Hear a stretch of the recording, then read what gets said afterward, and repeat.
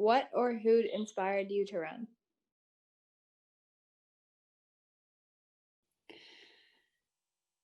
I was inspired to run in 2015 for municipal government because I was on maternity leave at home with my son. And I'm an avid CBC listener, and in 2015 was the federal election, and Justin Trudeau and his Liberal government were elected for the first time. And when he unveiled his gender balanced cabinet, it was a pivotal moment, I think, in my life where it was like the before and after of my potential. So before I saw the gender balance cabinet, I felt like there was a lot of barriers, things were out of reach. I didn't see myself getting that far and doing those things. But when I saw the cabinet and when I heard because it's 2015, and I saw that he had made space for women at the table, I saw that it was possible. I saw myself represented at the highest order of government, and I saw women like me, women my age, even who were there and contributing and bringing their skills to the table, and it felt so moving and important. And so I think that was a who and a what that inspired me to run. But also, I think bringing it back home, I also wasn't happy with my government. I wasn't happy with the council. I wasn't happy with the decisions. And so, I mean, that was something that I looked at and I said, I can either sit here and continue to be frustrated by the bad decisions and frustrated by the bad news stories and frustrated that my perspective wasn't being counted and that there was no one there representing the issues that I cared about, or I could look at myself and bring what I had to offer to the table. And that seemed a way more satisfying approach.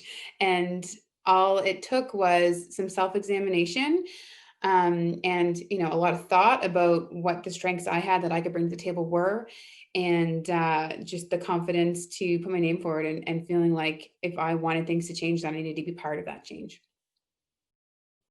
I think what really inspired me to run is wanting to be involved in local government. I think at a local level, it's so important for women to be involved in those everyday decisions that are really forming our lives. We're bringing up our children go to school here. So the decisions that are made every day at a local level really dictate how we live within our community. And I wanted to be a part of that. I was also tired of hearing people complain about different things about our local government. And I wanted to be part of not even fixing that, because a lot of it wasn't even, a lot of the problems weren't even as real as they were perceiving them. And I wanted to be part of that information and to set the record straight of how our local government actually runs. So I decided one day to start as running for municipal council, and now work my way up to mayor. Who inspired me to run? It was certainly not one person, but I had the opportunity over years to actually work on campaigns for previous councillors for the town of Glasgow, and people that I really admired and were real community people and wanted what was best. So there came an opportunity. I was ready to retire from my job as a teacher, and I was encouraged by them to consider the job. So I researched, I talked to people that had been involved, and I just thought this is something I would really be interested in. I had the time to invest in that. So it was the most challenging part. I remember was when somebody said to me, in an election, there is always a possibility that you can lose, and not an easy thing to think about, because you go in obviously with the idea of winning your seat. But when I got my head around that, I thought, yeah, this is the right time for me. I love my community, and this is what I want to do. So my father is actually the first person who asked me to consider elected politics for the town of Port Hawkesbury. And of course, he had to do that several times in encouraging me. And I think what's great about that is that he saw my value and he saw my worth as a municipal elected official. And of course, based on my education and experience, but also he knows how much I love the town of Port Hawkesbury and my hometown, the town I grew up in. So he in fact was the person that put it on my radar and gave me food for thought. And I did a little bit of research and in speaking with some other folks in my world, did decide to run. What inspired me to run goes back a long ways, actually 40, 50 years ago. My grandpa was the mayor, sitting in my seat as I'm sitting in now. And I watched him every single day do his thing.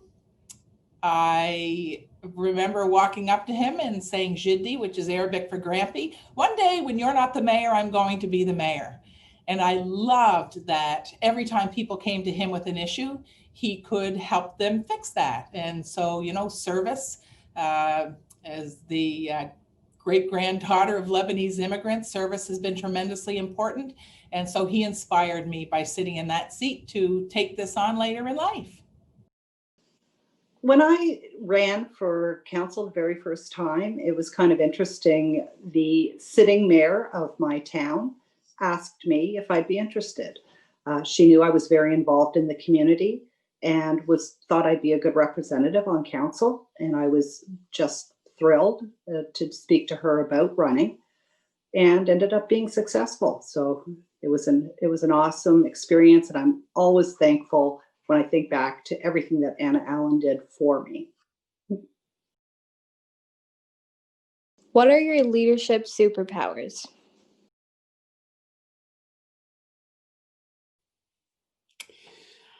I think one of my leadership superpowers is making people feel comfortable and welcome. I think it's so important to ask people, maybe not directly, but through your style and your actions, to bring a piece of themselves to the table when they become leaders as well. So I think it's part of my role to make people feel comfortable in doing that and safe in bringing themselves and pieces of their individual self and their strengths to the table when making collective decisions. In government especially, we work within these structures that are so inflexible and rigid, and they're often daunting and scary. And so I think as a leader, even though you work within these rigid institutions, you can bring some humanity to them and make people feel like they can also bring their humanity to the table as part of a leadership team and part of a leadership role.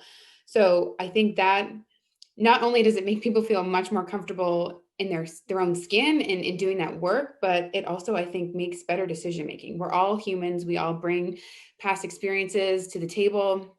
And I think it's my job to sort of foster that and bring that out in folks so they can be their best selves and feel safe in being their best selves, which I think is more important when making decisions. And then ultimately that leads to better decision making.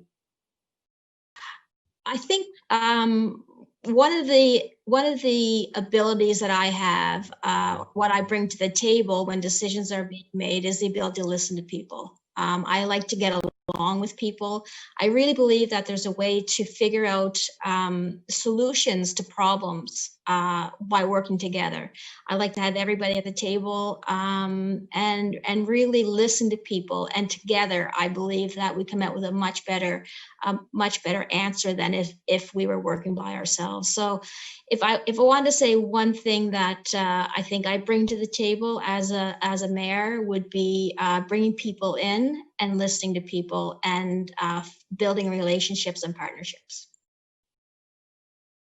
I guess I've never thought of them as superpowers, but probably strengths, and all of us have our own strengths. But I do believe that I've always enjoyed people. I really enjoy the opportunity to talk to people that aren't necessarily in my circle of work friends or family friends, because it gives you a whole different perspective on your community.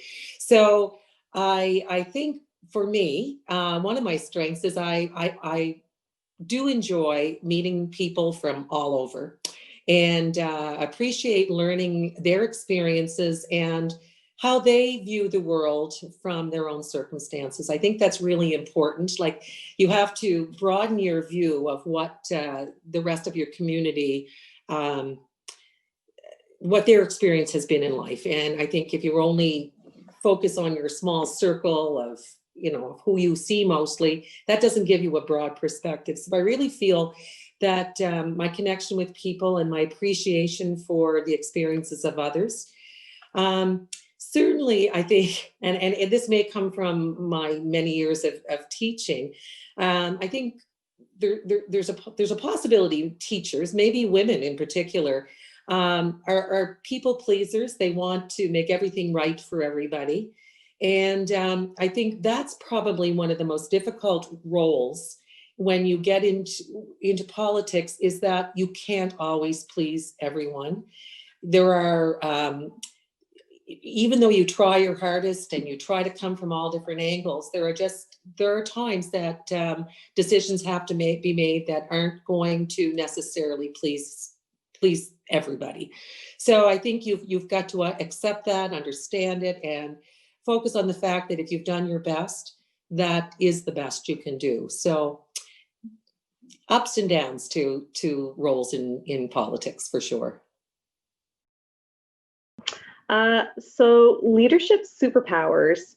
When I reflect back on the 8 years that I have served, first as a councillor and then as mayor, it's hard to settle on just one, but the first one that comes to mind is effective communication.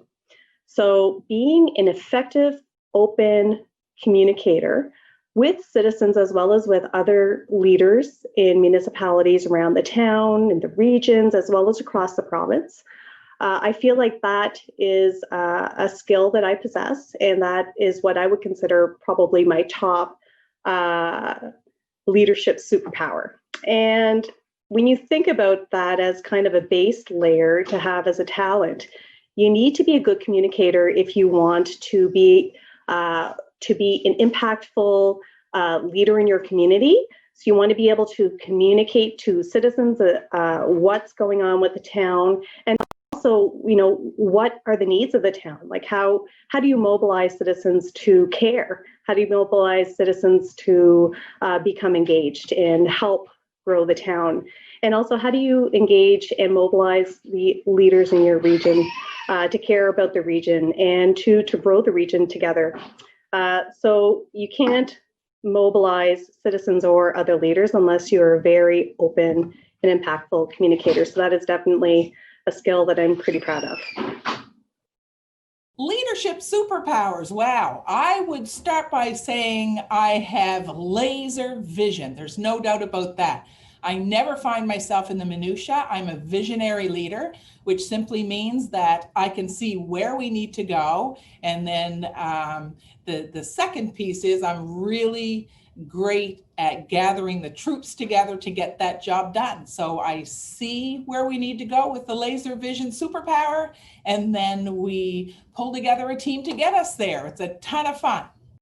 When I think about my leadership superpowers, I think the one that has stood me in the best stead has been I'm a good listener. So I really listen to all points around the table before I finalize my decision. Oftentimes I could go on thinking one way, but everybody sitting around the table has a voice, and everybody's voice needs to be listened to. So that, I believe, is my superpower. What do you find hard about being a leader? One thing I find difficult about being a leader is that sometimes taking up space can be hard, and often battling imposter syndrome can be sort of an exhausting thing to do. So I think we're programmed as a society to imagine what we think of when we think of as a leader. And if you aren't that, it can foster some insecurity and make you feel like you don't belong. So if you aren't that stereotypical picture of what a leader is, maybe you can feel like you're not qualified or you're not cut out to be doing those things, but you do belong. And the only requirement of being a leader is being passionate and caring about your community. And that if you have those things, then it doesn't really matter. Everything else that is necessary can be learned. Public speaking can be learned. Chairing a meeting can be learned. All of those things are skills that can be learned. Handling criticism, learning the rules of order, it can all be learned. If you come to the table with passion for your community, caring about other people, wanting to make a difference, then you have met the qualifications, and you do not need to doubt yourself. You just need to reach inside and find that self-confidence that you have something to offer and bring to the table, and you'll be good. You'll be fine. You don't have to doubt yourself. Although, you know, that is one of the difficult parts, is that you will always have moments where you're thinking, am I cut out for this? Is this the right thing? Do I have enough qualifications to be here? But you do. You do. So just believe in yourself, because you do. One of the things I believe is most difficult is when somebody comes to you and you're not able to give what they're asking, or you know, when you have to think of the greater good for people rather than just that one individual person or that one individual group. As a leader, we have to think of the results for everybody and what's better for the greater community. And sometimes that's disappointing some people. Also, living in a small town and being the local leader at a small town, being a leader at of a small town, everybody knows everybody, and we're not here to make friends. We're here to do what's great for the greater good of the community. But it really is hard, and you lose friendships, and there's some relationships that haven't bloomed as much as I would like them to. But that's pretty much the downside for me, is making those tough decisions that you know you have to make, but it isn't the most popular decision. Other thing that I find that is very prevalent is the me-centered way of looking at the world. Like, if this affects me, you know, even a tiny bit negatively, then it's bad. Like, people don't tend to look at, you know, the person next door, your neighbor, your friend, your whatever, and say, well, this is of great benefit to them, and it really doesn't affect me that much. You know, I often say with the CAP, I'm probably in the situation of I might be on the losing side of it. But that really doesn't bother me, because what's more important is that it's a fair process for the majority of the citizens, or it doesn't even have to be the majority. It's just a fair process. You know, right is right, wrong is wrong sometimes. And, you know, maybe it hurts a little, but it's all, you know, but people tend to think if this upsets me a little, just to make it even in a more glaring, I often think one of the most common things we hear from citizens is, there's no curb in front of my house. Well, I fail. Have you driven up and down the streets in New Glasgow? There's like many houses that don't have curbing. Like my house, I have no curbing in front of my house. That's something that doesn't really bother me. But to some, because it's in front of their house, it is probably the biggest concern they have. And to me, that is just so difficult to get your head around how people don't look at the big picture, I guess, is what I don't get. But anyway, each to their own. So I will start by qualifying that question with a little bit of an internal kind of battle, because I'm not entirely certain that this challenge is real, or maybe just perceived, or maybe it's a shared challenge other women may also feel the pressure of. So I guess my leadership as mayor of the town is such that I feel like I have to put that the extra hours, or the extra effort, the extra worth to prove that as a woman, I can do this job. And whether real or perceived, is there that expectation in the public that I have to be more than who maybe a former male mayor was, or other male mayors, or male councillors, or deputy mayors, or wardens? So whether or not this is an actual real phenomena, or whether it's an added pressure I put on myself, I find personally that is a challenge for me. What's the most difficult about being a leader? I think it's the inability to help people understand that what you're doing will benefit them in the end. So, some people will always understand, you're going down the right path, and thank you for that. But there are those folks that will never understand it. And I guess the best thing about leadership is that those are the very people that we do our work for. So not being able to please everyone is a little bit difficult. Thinking about what makes it a little more difficult to be a leader is it's important that we throw our biases out the window. You can come into any kind of a situation or conversation, and you need to take gender out of the equation. You need to take age out of the equation. And if you can do that, it really makes for a fantastic conversation. It opens many people's eyes to different ways of looking at things, and everybody's voice is important. So I would say that would be the thing that can be sometimes difficult, but that is what I try to do, take my biases out of the conversation. How can we inspire more women to be leaders?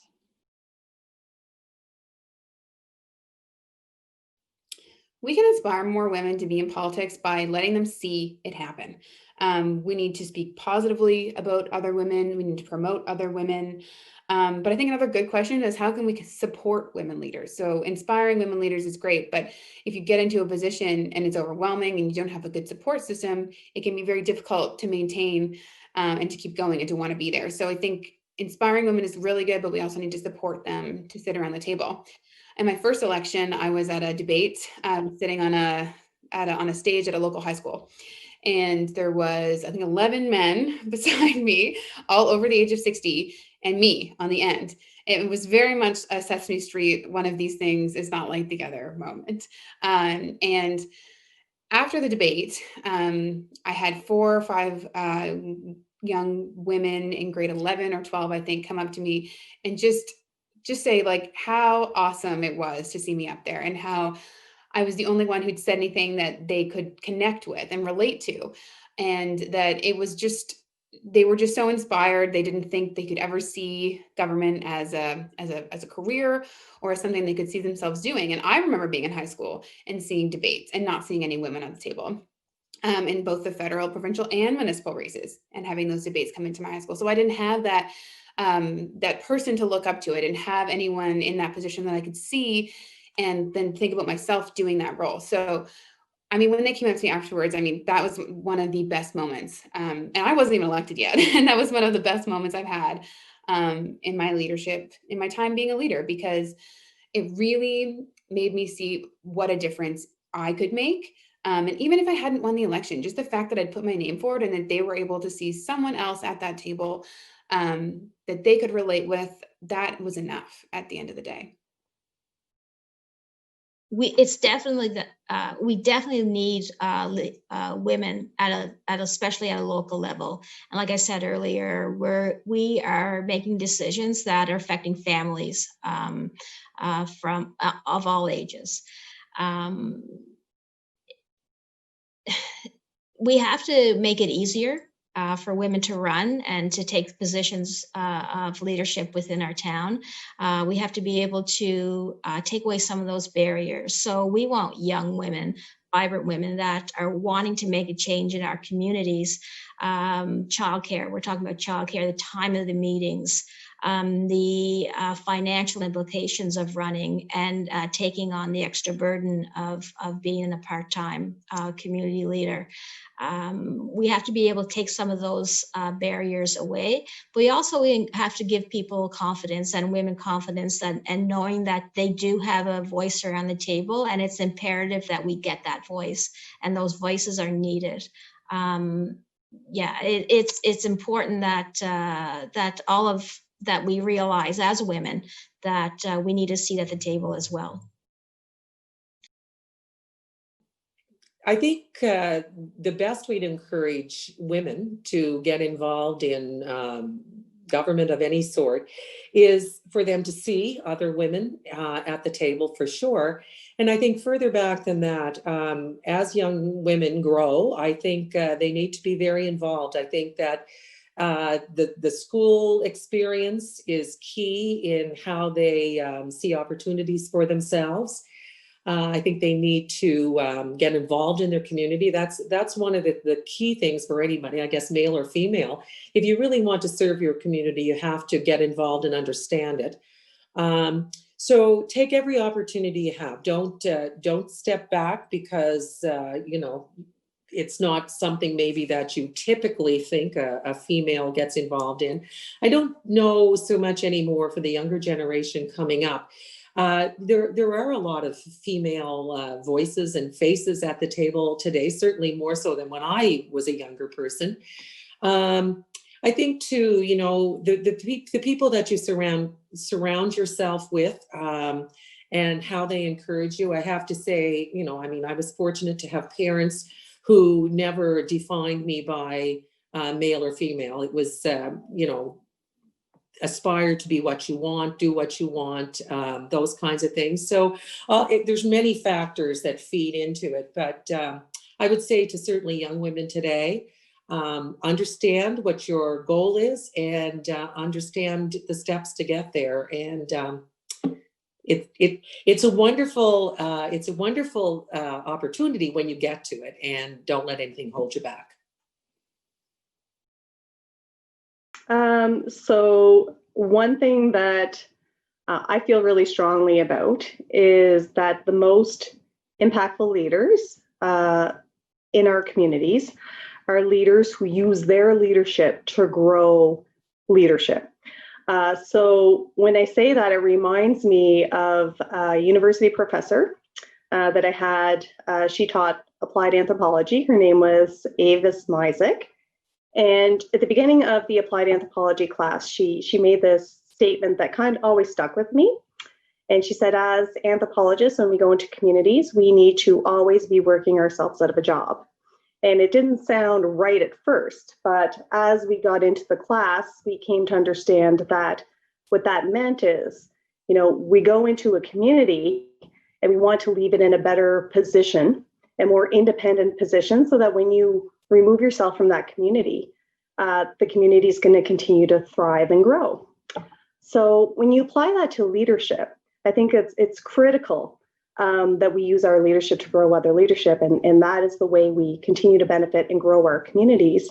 Because it's not a good situation when, you know, if you are no longer a leader in your community and all of a sudden the legs fall down off of the growth and prosperity you've created for the community. So it's very, very important that we always use our leadership to grow other leadership. So I continue to carry that message that I learned from that professor at that time, and I apply it to my leadership. I apply it to my business. I apply it to everything, because I think it's extremely important that we have a succession plan and an exit strategy when we're leaders, because we definitely want to leave our communities in a better position in which we found them. Inspiring more women to be leaders is relatively simple. I think they just have to look at the examples that they see. So every time one of us steps up, encourages a young woman or a friend or a colleague to do this, that's how we do this. It's not about telling people what they should do. It's about setting the example, helping them understand that, you know, as women in leadership positions, we're human too. Sometimes it hurts. Sometimes we laugh throughout our day, but setting that example and telling them it's okay, whether you have a baby or you're a senior like me. Either way, you can sit in these seats. I think it's important when you are trying to inspire women to run for office or take a leadership role in anything, to reach out personally to them. Oftentimes we don't see that the skills that we possess can translate into things that we're not comfortable with, or we may never have thought of becoming involved with. So if we can reach out personally, and if we can put more money into education, I think it can make a really big difference in encouraging women to take that step and take their talents into that next arena, and that would be into municipal politics. Did you have a mentor? Who was it and why? I think my biggest mentor in my life has been my mom. So my mother raised 4 children while working full time. She never once let her career get in the way of being an accomplished professional while also being an amazing mother. She balanced so many different things, and 4 kids in every activity you can imagine. I mean, she used to drive me 25 minutes away for dance class 4 nights a week while taking 2 boys to football and my sister to soccer. I mean, looking back, I don't know how she did it. And she just always seemed to do it with such grace. And, but she also took those times when she became overwhelmed and let us know how overwhelmed she was, and let us know that it was okay to also feel overwhelmed.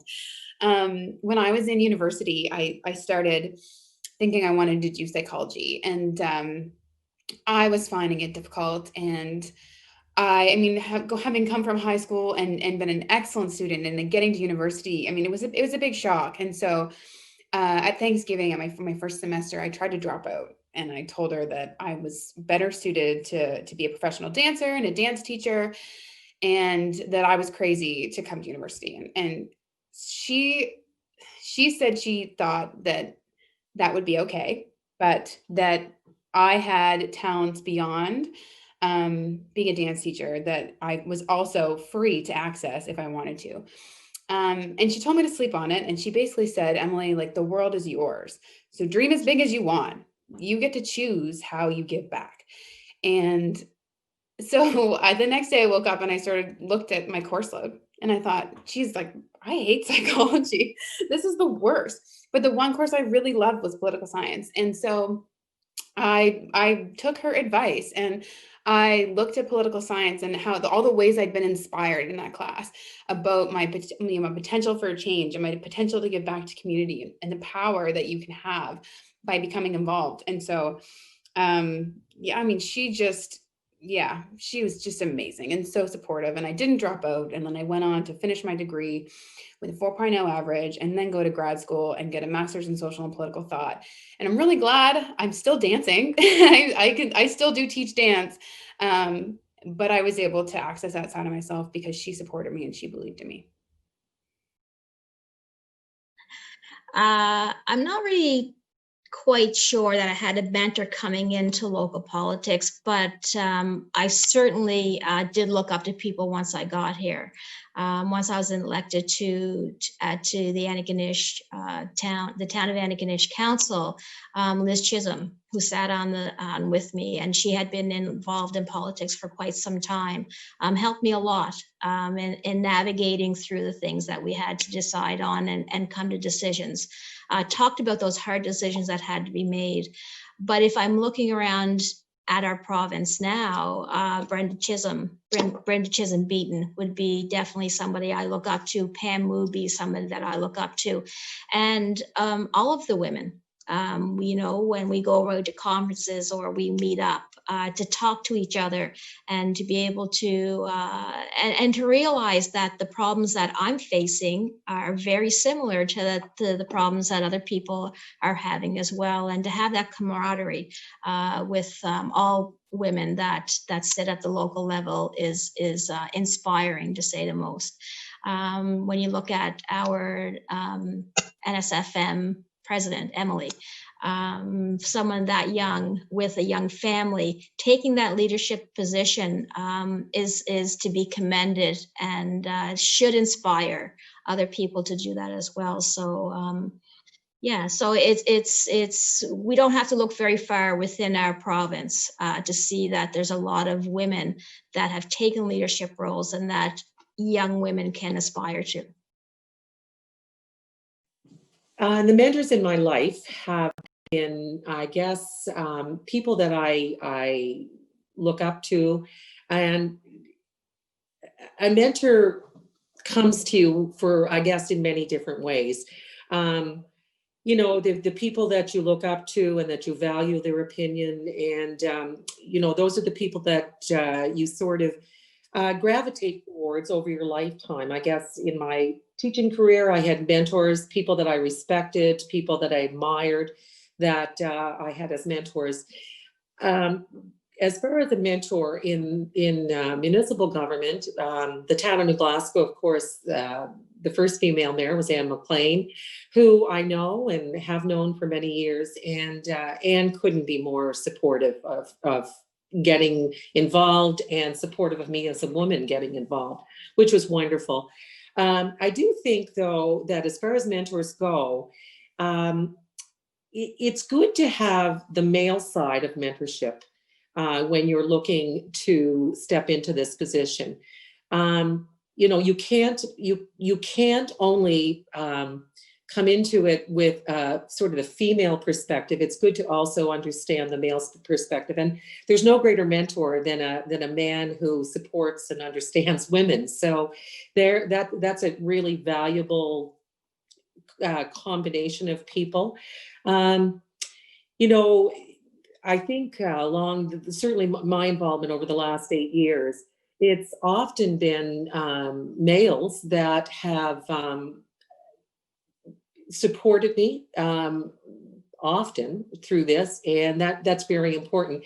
Now, also, we have in our own town hall staff, we have very strong and really amazing women. So I've never felt that within the confines of our town staff, but so easy to go get into this role when you have other really strong, supportive women surrounding you. So mentors come in different for different reasons, and either male or female, and all for the right reasons. It's good. I've had many mentors over the past 8 years. And presently, I do have 2 very close mentors. I have a male business leader, as well as a retired teacher who's very much a leader in our community. And I think that I know a lot of folks may affiliate a mentor with a very close friend, but I'll tell you that there is a difference. So a friend is somebody who may not always, they may more than likely tell you what you want to hear. A mentor is going to have those hard conversations, and they're going to tell you, they're going to share with you, maybe challenge you and share some realities and challenge you to think about other angles and that sort of thing. So, and they're also a support network as well. So I think that the most impactful mentors are mentors who are not always going to tell you what you want to hear. They're going to tell you and challenge you every single day in your leadership position in a way that's kind and informative, and that kind of pushes you outside of your comfort level. So you're always engaging in lifelong learning. You're always putting yourself in another person's perspective. So, and I really do feel that probably one of the puzzle pieces for success in terms of leadership is having that strong network of mentors around you. And I highly encourage any woman who's interested in leadership or is presently a newly elected leader to build that support network, not just for friends, but mentors, a strong support network that you can build that trust, so you can have that space, safe space that you can share and bounce ideas off of. And you know that it's a space where, you can have some of those difficult and challenging conversations in a way that is going to make you a stronger leader personally. Did I have a mentor? I guess that would be a yes and a no. So I guess it goes back to my grampy again, when I did ask him that question at 11 years old. And I said, one day when you're not the mayor, I will be. And he looked at me, and I fully expected him to say, don't be ridiculous. One of the boys will do that. And he didn't. He simply looked at me and he said, young lady, I don't doubt that you will, but you do it with integrity. That's what he said. That has been in my heart, in my head, on my shoulders, my entire time through, that he didn't question. And he knew that I would do this or that I could do this. In present day, I would say that my mentors would be my parents. I didn't have anybody in political life that would, kind of encourage me to do this. I jumped in with both feet without knowing. The water was deeper than I thought it would be, that's for sure.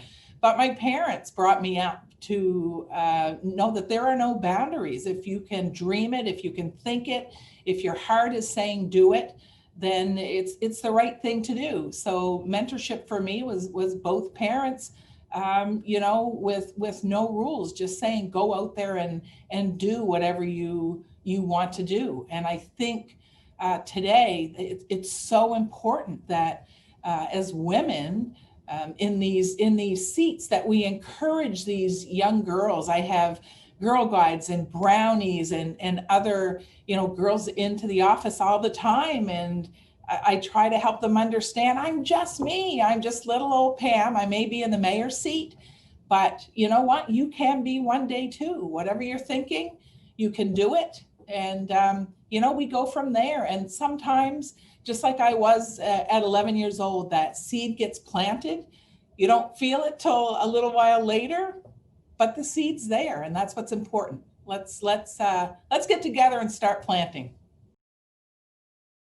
Yeah, I had a mentor for sure. My mentor was the mayor at that time, Mayor Anna Allen. And I think many people across Nova Scotia know who Anna was. She was the president of the Union of Nova Scotia Municipalities, now Nova Scotia Federation of Municipalities. And she was so active in our community, active on the school board at the time with things that the kids were doing, all of that. And when she came to me and asked me if I wanted to become involved in a committee of council, I was absolutely flabbergasted. I thought, me, why are you calling me about this? And she said, well, you've been very active with your children's activities and sitting on the executive of various nonprofits. You're exactly the kind of person we need sitting on this committee. And the committee happened to be planning. So that's how I began, and just as a citizen member, and I gained confidence that way. And then she encouraged me to take that next step and run for council. It was just, she was such a wonderful example of all that a woman can bring into the conversation, things that sometimes traditionally the male outlook may not see. Things I think are changing that way. I think we're starting to see that open up quite a bit more and have a lot more diversity of thought. And when I think back to Anna and all she did, not just for me, but for so many other women that have run for municipal politics and around town, just getting involved in things, she has been unbelievable, and I am forever grateful to her.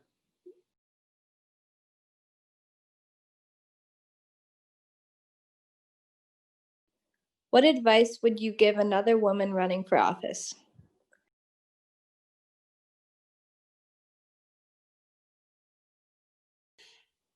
One of the best pieces of advice I got, and again, this was something I learned during an election period, was I knocked on an individual's door and he opened it up, and we had a good conversation. And then he said, well, if you're my counselor, if I elect you, you really only have one job. And I was like, okay, what is it? And he said, well, I think you should guess. And I was just racking my brain. I said, engage with citizens. He said, no, not really. I said, balance the budget. No, and that wasn't it either. And he said, really, at the end of the day, the only thing I'm looking for you to do is listen, and just listen. He said, that's it. I have my own values. I have my own experiences. I have my own sense of right and wrong, and I know who I am. But at the end of the day, if I'm not listening to my constituents and listening to my colleagues around the table, I'm not doing my job, because I'm bringing my experiences, but I'm also bringing a collective experience to the table. And I have the ability to change my mind. I have the ability to have some wiggle room on how I feel about certain things. But if you come to the table with an open heart and the ability to take the collective, take all the things that you hear and learn from other people, then you'll just be an amazing representative.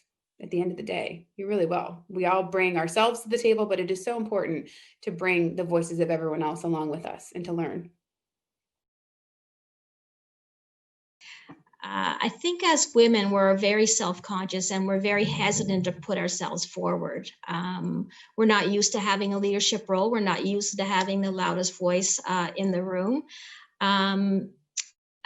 So I think what I have to say is believe in yourself, believe that you can be a leader. If you look around our province, for years, women have been leading quietly in parent-teacher groups, in community associations. Women have been leaders all along, but not at a representative local level as far as municipal government, federal government, and provincial government. So we have to encourage each other. Seek out the people in your community that have that leadership ability, that have that interest, and talk to them and make sure that they know that they have the ability. You don't have to be the smartest person in the room all the time. What you have to do is be able to listen to people and take good information and good advice when you can. And you'll know what's right when you sit with people and you take your time and you make your decisions and you listen to people.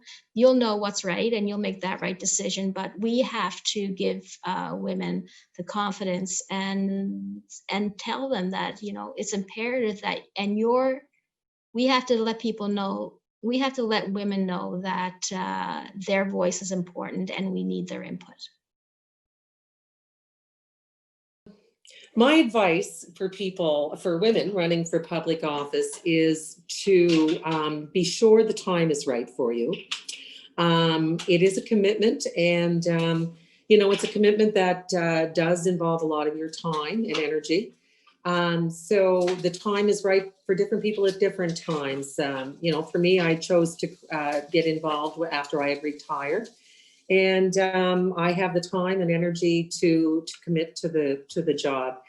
I think as well, understand that it's for the most part very rewarding. Like it's just one of the most rewarding positions you can have. The people you meet are really incredible. Along with that, understand, and it's a small percentage of people that are difficult, very, very difficult. People that, I think one of the hardest things for me is accepting the fact that there is the freedom for people to attack your character.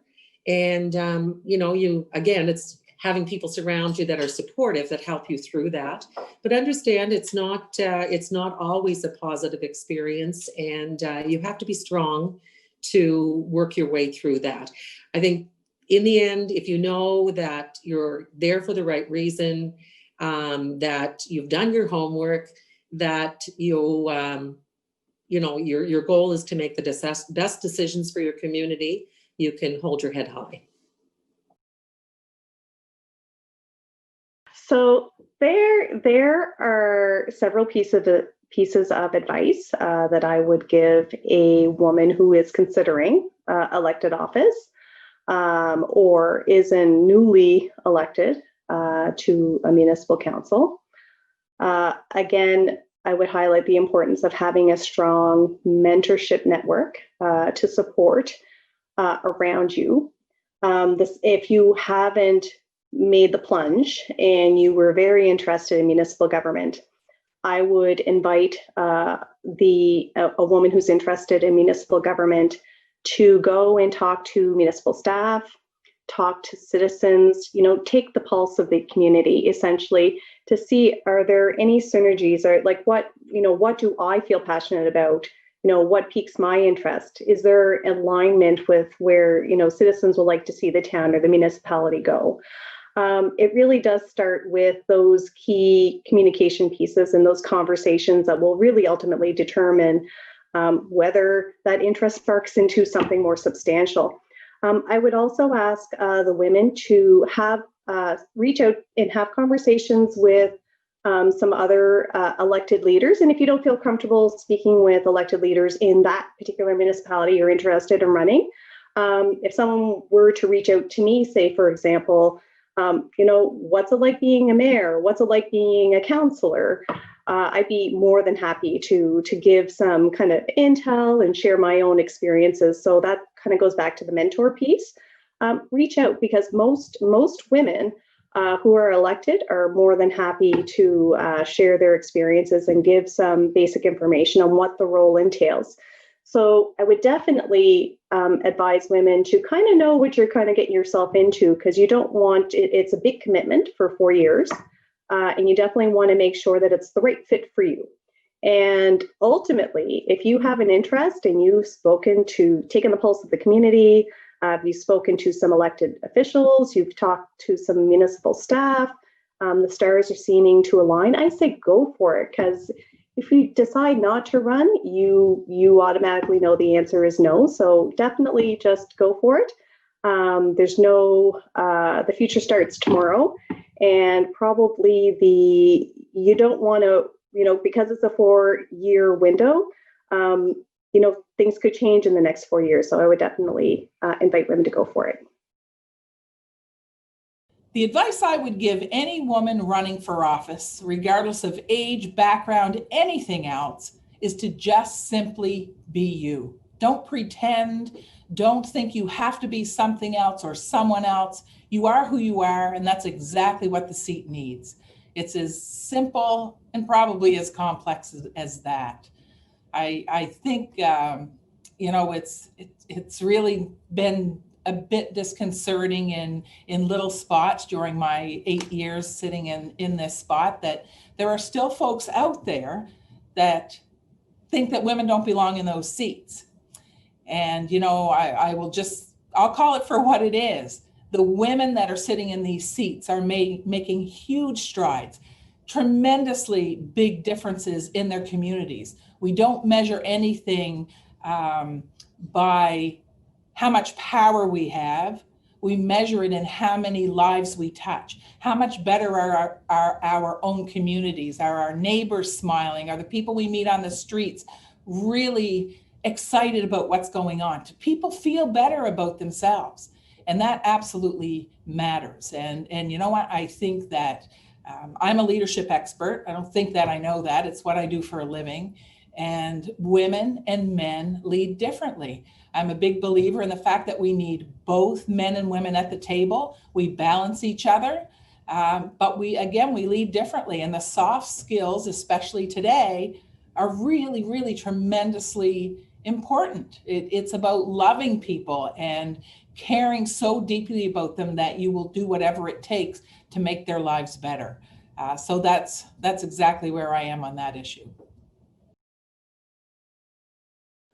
When I think about offering encouragement to a woman who may be considering running for office, I would say, number one, you need to know that your voice matters.